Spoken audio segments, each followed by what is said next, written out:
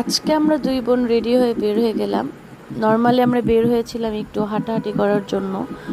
পরে হাঁটতে হাঁটতে আমরা চিন্তা করলাম, যেহেতু আমার কাজিনের দুইটা প্যান্ট দরকার ছিল, সো আমরা চিন্তা করলাম চলো আমরা একটা রিক্সা নিয়ে যমুনা ফিউচার পার্কে চলে যাই।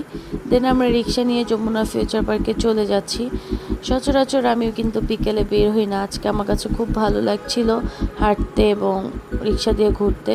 সো আমরা যমুনা ফিউচার পার্কে চলে আসলাম। এখানে আমরা এখন যাচ্ছি প্যান্টের দোকানে, যেহেতু শুধু প্যান্টই কিনবো, সো আমরা ওয়েট না করে একটু জাস্ট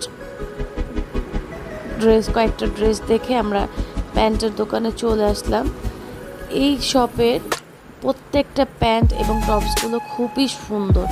এখানে যাওয়ার সাথে সাথেই আমার কাজিনের প্যান্ট চুজ হয়ে গেল, তাই আমরা দেরি না করে প্যান্টগুলো নিয়ে নিলাম।